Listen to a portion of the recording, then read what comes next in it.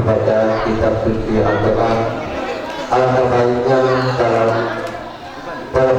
pembacaan kitab suci Al-Quran agar kita bersama-sama yang sejenak mendengarkan kalam ilahi dengan harapan insyaallah kita turunnya rahmat dari Allah Subhanahu wa Ta'ala di musola amal yang kita cintai. Dan dalam hal ini untuk pembacaan kitab suci Al-Quran akan dibacakan oleh anak kita Farhan dan dilanjutkan dengan dari tilawah yang insyaallah akan dibacakan oleh Haji Aidil Akbar. Pada anak kami silakan untuk mengambil posisinya.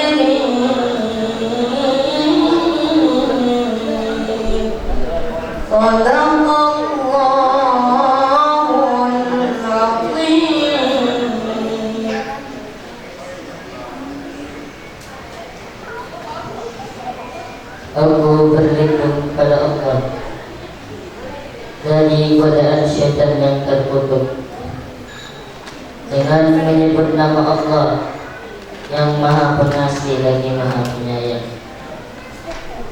Dan Muhammad hanyalah seorang Rasul.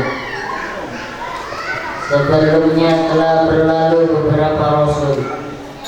Apakah jika dia wafat atau dibunuh, kamu berbalik ke belakang? Barang siapa berbalik belakang, maka ia tidak akan merugikan Allah sedikit pun. Allah akan memberi balasan kepada orang yang bersyukur. Dan setiap yang bernyawa tidak akan mati kecuali izin Allah, sebagai ketetapan yang telah ditentukan waktunya. Barang siapa menghendaki pahala dunia, niscaya kami berikan kepadanya pahala dunia. Dan barang siapa menghendaki pahala akhirat, kami berikan pula kepadanya pahala akhirat itu, dan kami akan memberi balasan kepada orang-orang yang bersyukur. Maha benar Allah segala firman-Nya. Assalamualaikum warahmatullahi wabarakatuh. Kalian yang akan disampaikan oleh Jenderal Rahmat Bapak Wali pada yang kami persilakan. Assalamualaikum warahmatullahi wabarakatuh. Alhamdulillahilladzi arsala rasul wa dinil haq liyudhhirahu 'ala dini kulli walau kariha daripada Rasulullah sallallahu alaihi wasallam. Pada bapak-bapak dan ibu-ibu, kami mengucapkan terima kasih yang sebesar-besarnya doa mulia ini yang telah menyumbangkan dari itu materi mampu dengan doanya. Itu kami ucapkan terima kasih. Mohon maaf pada bapak-bapak dan ibu-ibu sekalian apabila dalam kesempatan ini ada kepada baginda Rasulullah Sallallahu Alaihi Wasallam. Jadi kita sebagai umat Nabi yang yakin nanti, yang yakin zaman ini, perlulah selalu bersyukur kepada Allah Subhanahu Wa Taala yang selalu menjunjung, membanggakan serta membawa bagi baginda Rasulullah Sallallahu Alaihi Wasallam. Semoga kepada bapak-bapak, ibu-ibu, saudara-saudara, pada tadi terkhusus para anak-anak, adik-adik untuk mendengarkan tausiah. Semoga apa yang disampaikan nanti bisa bermanfaat untuk kita semua. Dengan yang terhormat Al-Ustaz Al-Mukarram wa Barakatuh, kepada waktu kami persilakan. Wabarakatuh.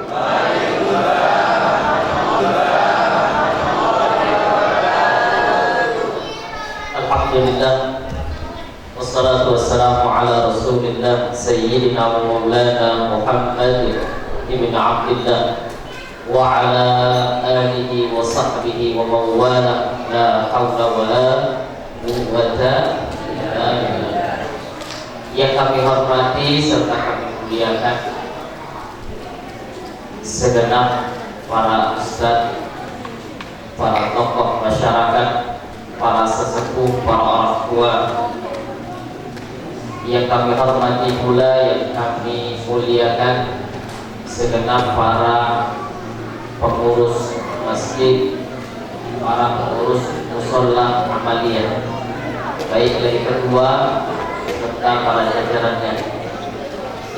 Yang kami hormati serta kami muliakan pula Pak RT, Pak RW, tempat hadir pada malam hari ini, dan tidak lupa semuanya, ibu-ibu, bapak-bapak, yang insya Allah semua dimuliakan oleh Allah Subhanahu Wa Taala. Amin, amin ya rabbal alamin. Bapak ibu yang dimuliakan oleh Allah Subhanahu Wa Taala, adik-adik sudah makan belum?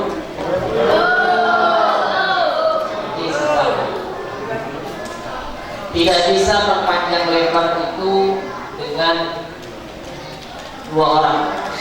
Satu, orang yang ngantuk, susah kalau perpanjang lebar berbicara, berat. Yang kedua, dengan orang yang lapar. Maka yang lapar belum makan ditahan dulu.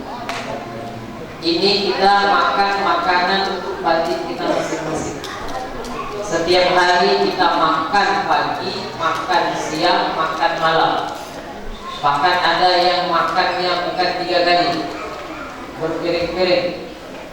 Belum jajannya, belum beli baksonya, belum beli sebelahnya, yang kita sebelah, belum beli jajanan-jajanan dan lain sebagainya. kita perhatian terhadap jasad kita, maka kita pun mesti perhatian dengan jiwa kita, ruhnya kita. Di dalam diri seseorang itu masing-masing punya ruh, punya jiwa. Jiwa ini yang penting, bukan jasad. Jasad itu Pak tidak penting. Kalau ada jasad tapi tidak punya ruh, tidak bernilai. Ada orang yang punya pangkat jabatan tinggi, saat ada ruh dia bernilai, tapi saat tidak ada ruh tidak bernilai. Ganteng tidak punya ruh tidak bernilai. Cantik tidak ada ruh tidak bernilai. Ada orang yang senang dengan mayit, cinta dengan mayit, yang mau menikah dengan seorang mayit. Sebab apa? Sebab tidak punya ruh. Maka inilah yang diucapkan oleh Sayyidina Abu Bakar As-Siddiq. Disebutkan dalam kitab karya Al-Imam Al-Ghazali, nama kitabnya Ayyuhal Walad. Hadhil ajsad qawasul duyur. Jasad ini diumpamakan seperti sangkar burung. Yang mahal bukan sangkarnya, yang mahal adalah burungnya. Begitupun dengan diri kita, yang mahal ruhnya bukan jasadnya. Maka kadang kita heran, banyak orang yang memperhatikan, yang sangat memperhatikan jasadnya, tapi mengabaikan ruhnya. Membahagiakan jasadnya, tapi tidak membahagiakan ruhnya. Menyenangkan jasadnya, tapi tidak menyenangkan ruhnya. Mengobati jasadnya, tapi tidak mengobati ruhnya. Ini falkarrohi. Kita semua tertipu.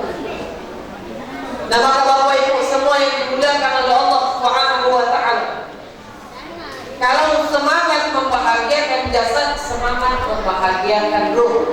Bagaimana cara membahagiakan ruh? Tidak lain, inilah salah satunya, kita merayakan peringatan Maulid Nabi Muhammad Sallallahu Alaihi Wasallam. Tadi waktu Maulid, waktu kami datang duduk di sini, speaker ini bermasalah terus. Mic ini punya banyak masalah. Sampai Pak RT itu, pengurus panitia bingung. Aku habis baterai, aku berdekatan dengan ini, aku gara-gara Pak RT yang ngomong.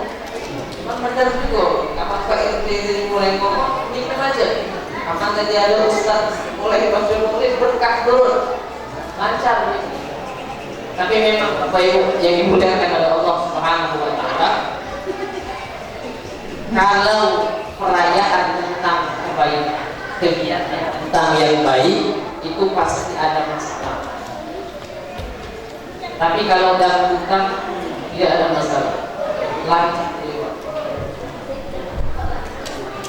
Kebaikan selalu ada rintangan dan halangan. Orang ingin melakukan kebaikan pasti ada ocehan, cacian, hinaan. Kalau ada cacian muncul saat kita melakukan kebaikan, maka mesti menata hati agar tidak kecewa. Ini kan banyak para orang-orang saat dia mau semangat ke masjid, saat dia semangat jadi imam, saat dia semangat urusi musola, saat ada ocehan, omongan, cacian, mulai down. Jangan lagi urus. Kita semangat nih mau merayakan Maulid Nabi, ada cacian, hinaan, ngeluh, kecewa. Ustaz-ustaz juga banyak. Lagi ngisi majelis fikih, speakernya ada orang protes kerusakan. Lagi ceramah orang protes, ceramahnya memprovokasi, ceramahnya mencela umat, ceramahnya tidak mencontohkan Nabi Muhammad Sallallahu Alaihi Wasallam. Banyak cacian. Maka di sini kita mesti menata hati.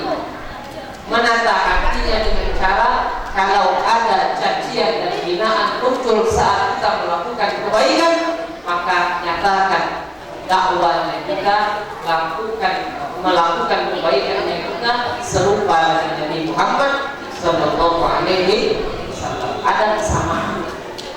Nabi dulu dicaci, dihina.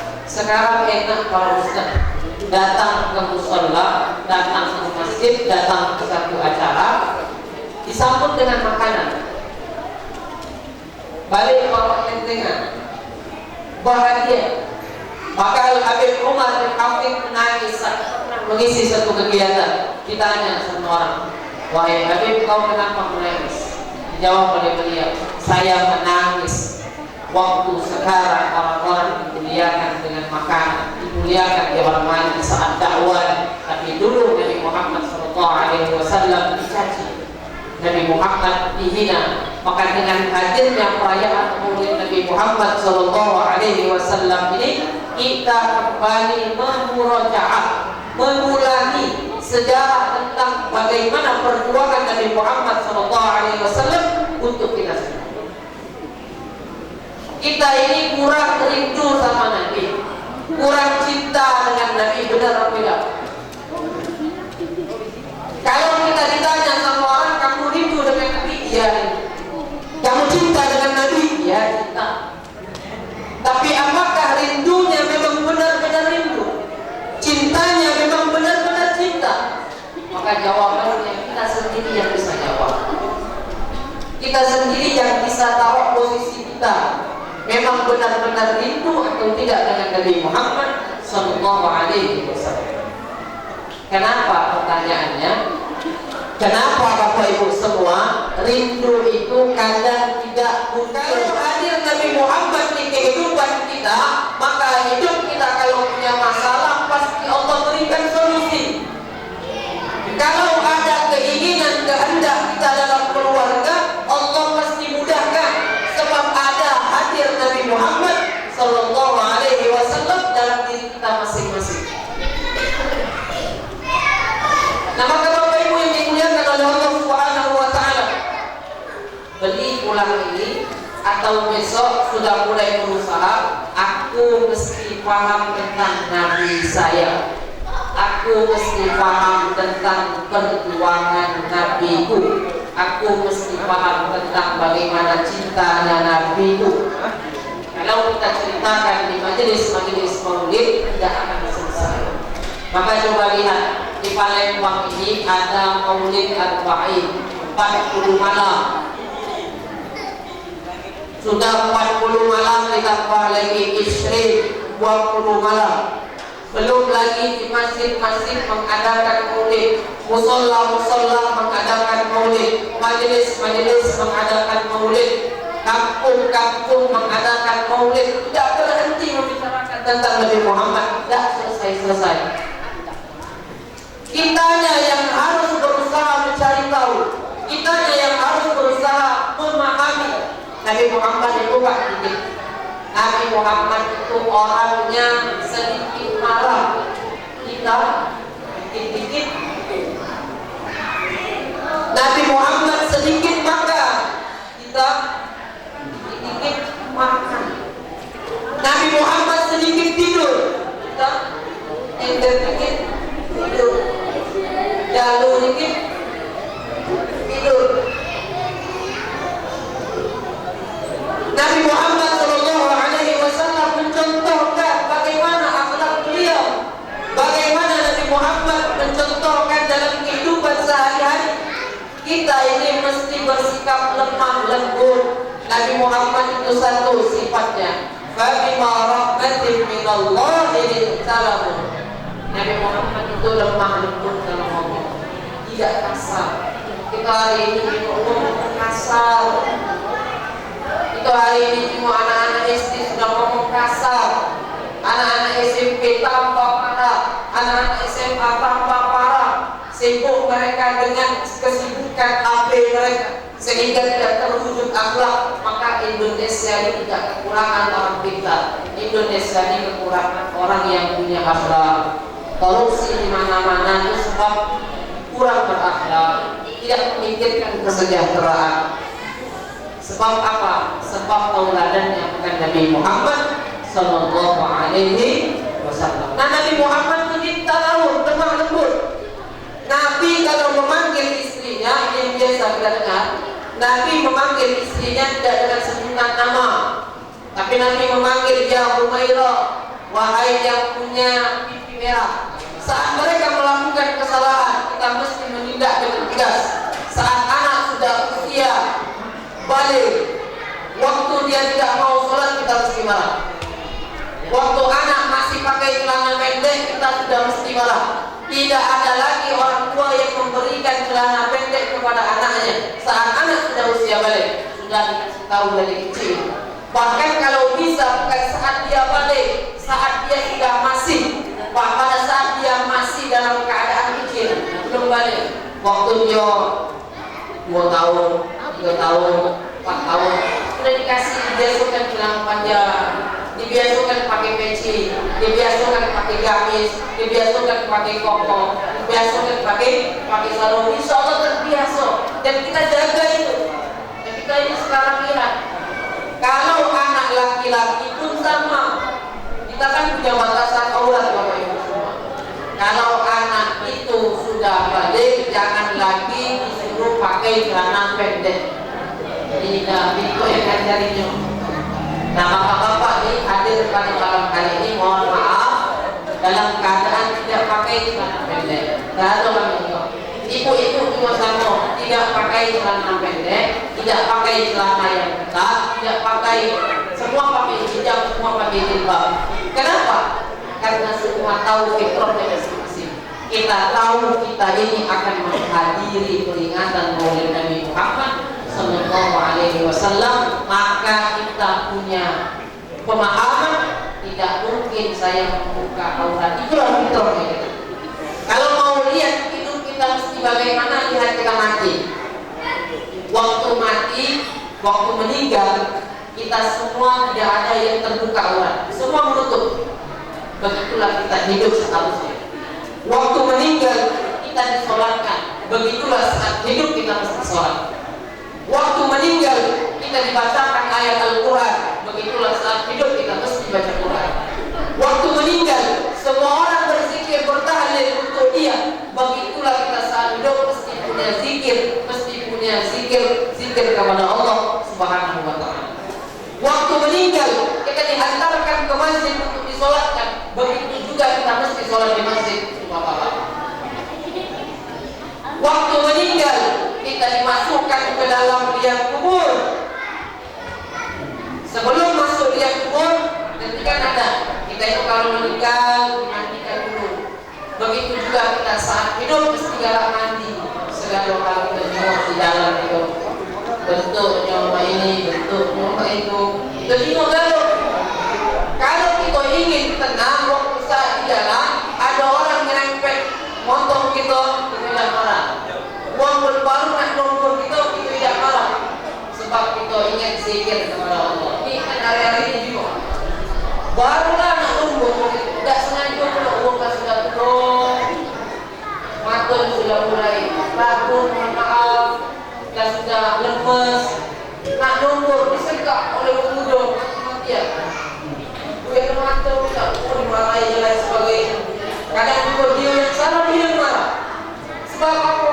Sebab tidak punya ketenangan ruhnya kita lapar. Kalau ruh kita lapar, anak ruhnya kalau kita lapar tidak ingat kepada Allah Subhanahu wa Ta'ala, akan berselawat kepada Nabi Muhammad Sallallahu Alaihi Wasallam. Mungkin barangkali inilah yang bisa kami sampaikan. Mohon maaf atas segala kesalahan. Allahumma ila wa bihi warahmatullahi wabarakatuh. Wa barakatuh radhiyallahu ta'ala an sayyidina ashabi sayyidina Rasulillahi ajma'in. Bismillahirrahmanirrahim. Alhamdulillahi rabbil alamin. Hamdan yuwaffi ni'amahu wa yukafi'u mazidah. Ya Rabbana lakal hamdu kama yanbaghi li jalali wajhika wal mutahhirina min jami'i syai'at wa tarhamna